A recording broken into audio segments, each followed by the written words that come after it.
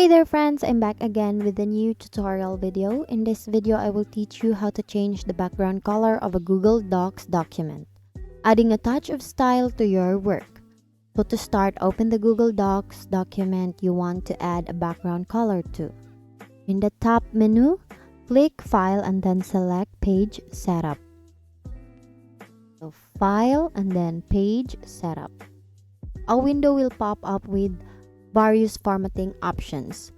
Within the page setup window, click on the drop-down menu next to page color. Here, and then you'll see a palette of colors to choose from. Click on any color you want for your background. So let's say we want this light yellow, or I don't know. Yeah, light yellow one. Then click OK. Now you'll be taken back to your document with a new background color applied.